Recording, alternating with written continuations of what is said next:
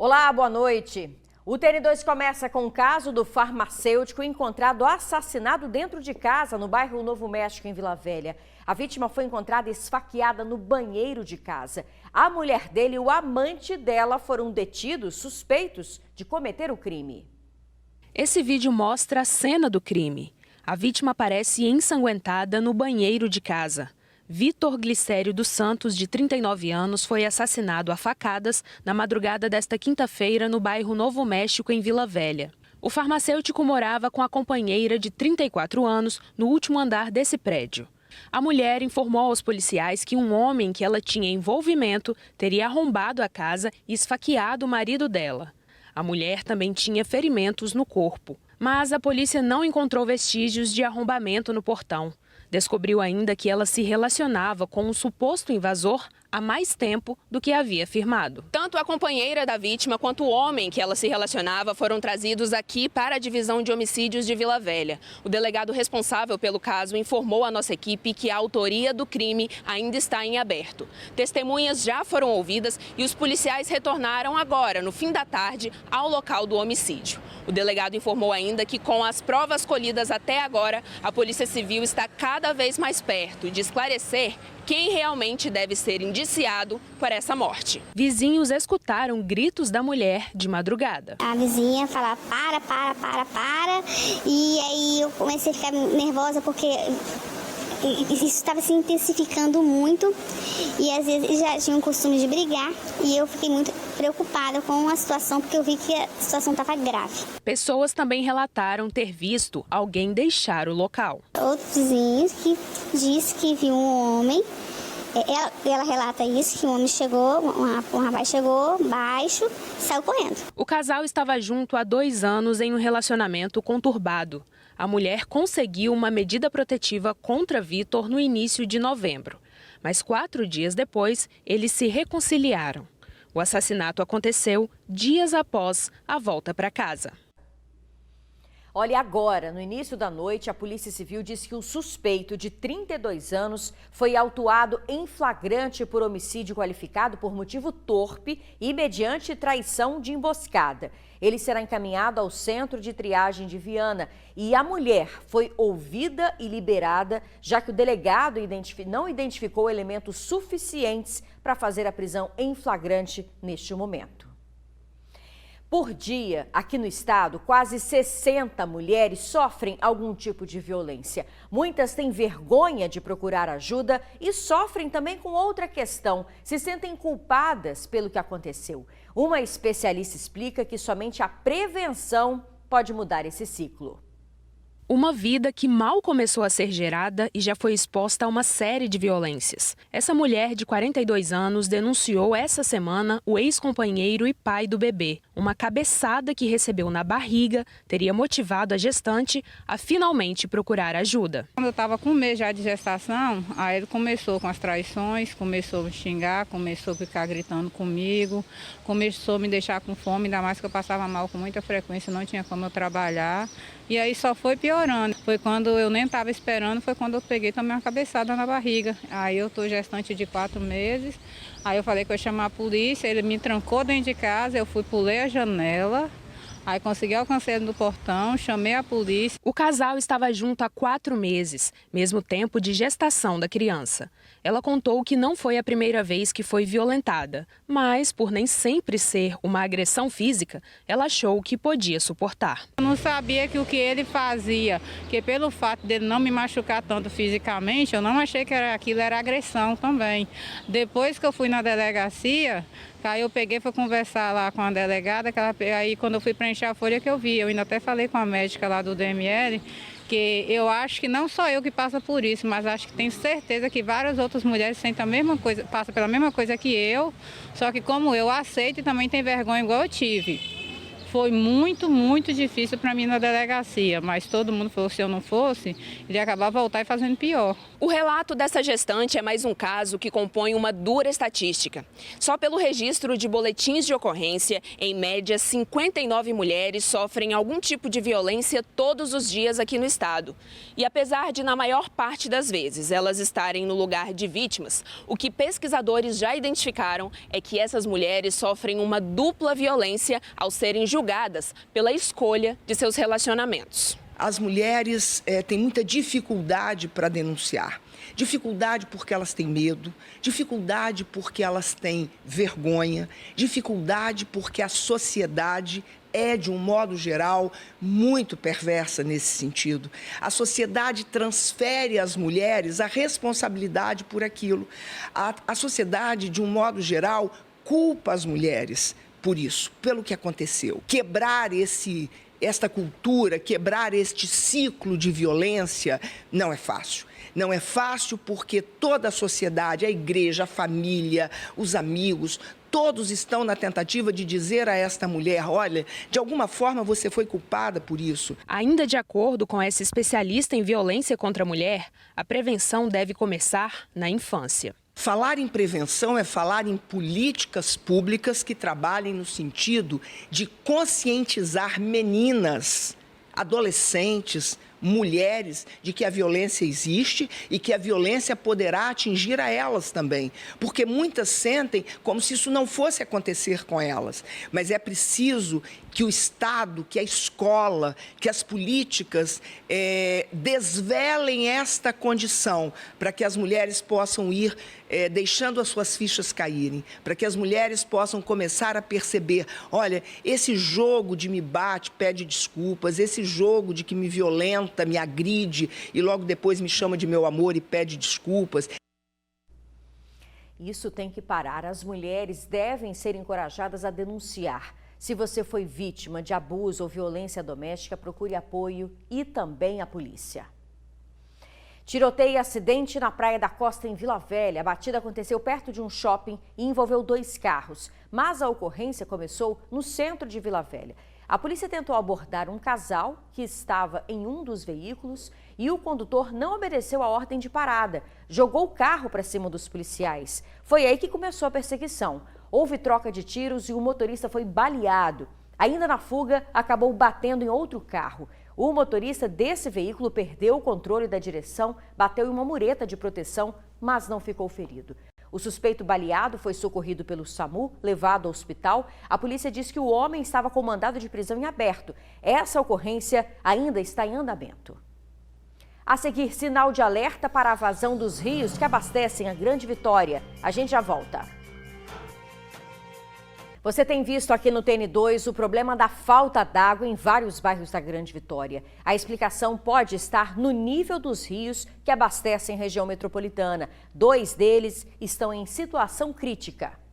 A água que sai da torneira mal enche um copo pequeno, muito menos uma garrafa ou uma caixa d'água. As 750 famílias dessa ocupação em Terra Vermelha, Vila Velha, estão há pelo menos 4 dias sem abastecimento e imploram por uma solução. A nossa salvação era o poço, né? Mas a quintura toda, nós estamos sem água, porque o poço está secando, né? E nós estamos passando luta, nós estamos buscando água em outro bairro, entendeu? Para poder nós, pelo menos, beber.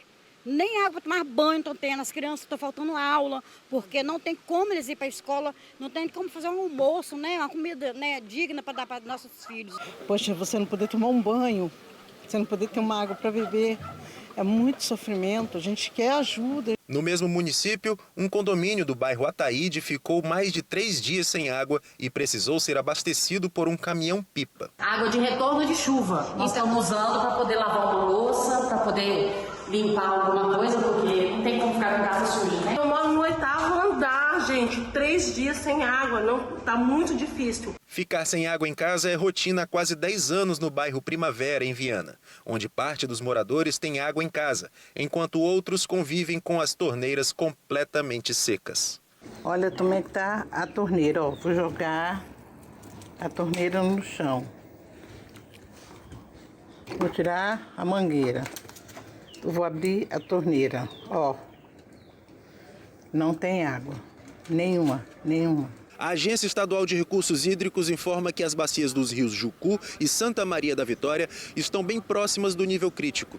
De acordo com a CESAM, as altas temperaturas das últimas semanas estão afetando os mananciais e 53 cidades devem ter o abastecimento de água comprometido. Restam as dúvidas. Como enfrentar essa onda de calor sem água em casa? E as contas vão parar de chegar? A torneira está aberta. Não tem, ó, abri e fechei. Abri, nada. Nadinha. Olha só o tanto de roupa que eu tenho para lavar. O talão que chega pra gente aqui é o talão para pagar. É uma situação muito desagradável, né?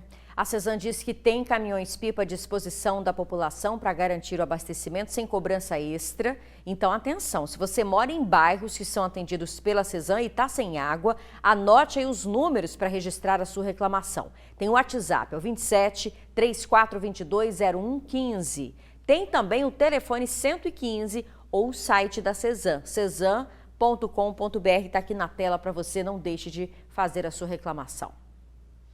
Mais de 300 ocorrências de incêndio foram registradas pelos bombeiros só neste mês. No ano passado foram 53, ou seja, quase 6 vezes mais.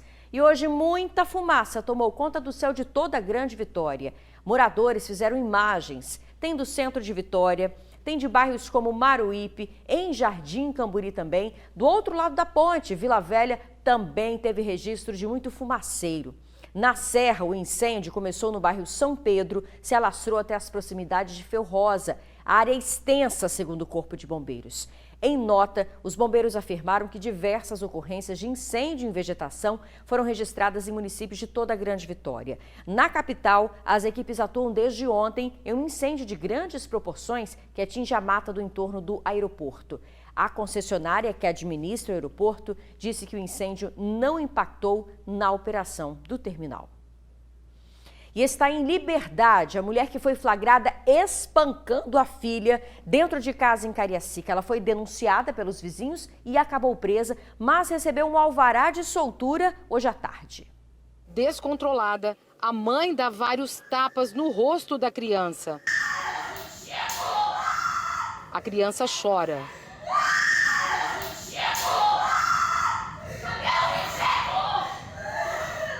As agressões continuam. Irritada, a mulher xinga a filha. Uma senhora se aproxima e pede para que a mãe pare. Ela se afasta, mas volta e dá outro tapa no rosto da filha.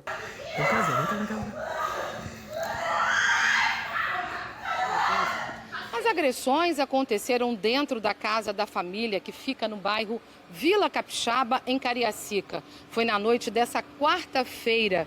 Vizinhos ouviram os gritos da criança, eles chamaram a polícia. Quando a PM chegou ao local, chegou ao tempo ainda de ouvir esses gritos. Um policial que fazia ali, atendia a ocorrência, utilizou um celular para poder fazer as imagens. Ele conseguiu flagrar o momento exato em que a mãe batia na filha. Ele fez a abordagem. Na abordagem, a mulher negou todas as acusações, mas acabou recebendo ordem de prisão e foi encaminhada ao plantão especializado da mulher. A mãe é uma esteticista de 34 anos. Ela passou a noite na delegacia. Na manhã de hoje, ela foi encaminhada ao presídio. O marido dela disse que não sabe o que teria motivado a atitude da mulher. Ele não estaria em casa na hora das agressões. A única discussão que teve foi conversas, e só isso que houve, que eu presenciei, entendeu? E fora isso eu nunca vi nada, entendeu? É uma pessoa que a gente gosta muito, ela nunca aconteceu isso com ela. O advogado da mãe afirma que a esteticista só tentava corrigir a filha, mas ela confessou na delegacia que passou da medida. Se trata aqui de um excesso da mãe e que, a depender do que ângulo que está se vendo, vai tratar como uma brutalidade. E o que aconteceu especificamente ontem? Na verdade, ontem foi talvez um acúmulo de tudo que vinha acontecendo. A mãe já tinha sido chamada na escola porque a criança estava dormindo em sala de aula, que a criança levava celular escondido para a sala de aula. E ontem a criança simplesmente cortou o cabelo, então danificou o cabelo todo. E aí talvez no modo mais coercitivo de corrigir a criança, talvez tenha se excedido.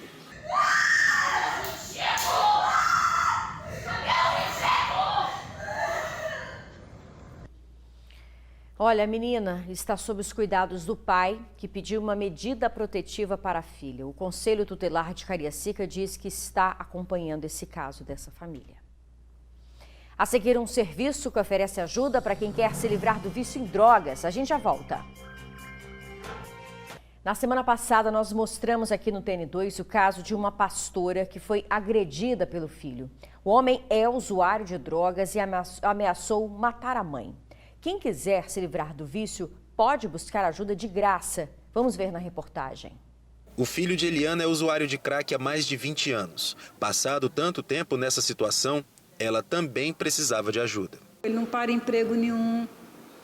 Ele foi casado, ele perdeu o casamento dele. Hoje ele é divorciado, 2 filhos. Eu criei os filhos dele. A dependência química é cruel e leva filhos a agredirem as próprias mães. Como no caso de uma pastora da Serra, amarrada e agredida pelo filho dependente químico há cerca de uma semana. Eu não aguento mais, eu tenho que caçar uma solução para minha vida. No mês passado, também na Serra, outra mãe teve de denunciar o filho à polícia para se livrar das agressões que sofria. Eu já internei ele várias vezes, mas ele não fica. Nos 2 casos, as mães ainda têm fé na reabilitação dos filhos. Famílias, relações sociais e de trabalho podem ser abaladas e até destruídas pelo uso de álcool e outras substâncias. Mas há luz no fim do túnel, como a Rede Abraço e os Centros de Acolhimento e Atenção Integral sobre Drogas, que oferece a dependentes e familiares uma chance de se reerguer. Esse atendimento ele é feito de forma multiprofissional, buscando identificar quais são as necessidades de cada indivíduo e ofertar a ele possibilidades de cuidado e tratamento. É um serviço de porta aberta, mas nós recebemos encaminhamentos da RAPS, que é a Rede de Atenção Psicossocial, dos CRAS, da Defensoria Pública. Prestes a completar 10 anos, o programa tem muitos resultados positivos. E nesses 10 anos, mais de 20 mil pessoas já foram atendidas pelo nosso programa. A gente entende que há aí um legado bastante positivo de pessoas e vidas transformadas por essa política pública. Eliana é uma das mães atendidas no CAD de Vitória, no centro. Aqui, ela participa com outros familiares de dependentes químicos de uma terapia em grupo, que ajuda a lidar com o problema. Cheguei aqui bem para baixo, triste. Hoje não, hoje eu converso, né? Hoje eu sou feliz. Mãe, Eliana não desistiu do filho. Tem esperança de que ele vai mudar. Mas enquanto esse dia não chega, ela cuida de si mesma. Estou esperando, né, ele chegar para mim e falar assim: mãe, eu quero ajuda, eu quero me internar. Eu estou ali para ajudar ele. Nossa, eu vou ficar muito feliz se isso acontecer. Mas se não acontecer, eu estou ali do lado dele também. Mãe é mãe sempre, né? Olha, se você quiser saber mais sobre a Rede Abraço, anota o telefone 0800 028 1028. Procure ajuda, viu? O TN2 fica por aqui. Obrigada pela sua companhia. Boa noite. Até amanhã.